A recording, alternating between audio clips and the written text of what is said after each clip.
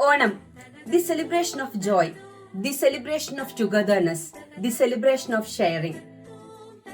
അടുത്തതായി വാമനൻ തന്റെ തലയിലേക്കാണ് കാൽ വയ്ക്കാൻ പോകുന്നതെന്നറിഞ്ഞിട്ടും കൊടുത്ത വാക്കിനെ ജീവനേക്കാൾ വിലമതിക്കുന്ന മഹാബലി വർഷത്തിലൊരിക്കൽ തന്റെ പ്രജകളെ കാണുന്നതിനുള്ള അനുവാദം മാത്രം വാങ്ങിച്ചുകൊണ്ട് പാതാളത്തിലേക്ക് മടങ്ങിപ്പോകുന്ന ഐതിഹ്യ കഥയുടെ സാക്ഷാത്കാരമാണ് ഓരോ ഓണക്കാലവും.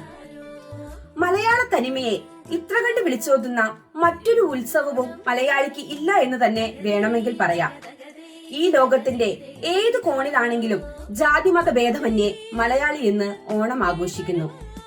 ഓണപ്പുടവയും ഓണക്കളികളും ഓണസദ്യയും ഓണവിശേഷങ്ങളും ഒക്കെയായി മറ്റൊരു ഓണക്കാലത്തെ വരവേക്കാൻ കാത്തിരുന്നവരാണ് ഞാൻ ഉൾപ്പെട്ട ഓരോ പ്രവാസിയും.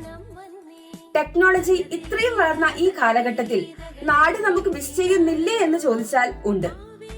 എങ്കിലും നാം ആയിരിക്കുന്ന സ്ഥലത്ത് നമ്മുടെ കൂട്ടുകാരോടും നാട്ടുകാരോടും വീട്ടുകാരോടും ഒക്കെ ഓണം ആഘോഷിക്കാൻ ഭാഗ്യം ചെയ്തവരാണ് ഇന്ന് ഓരോ പ്രവാസികളും.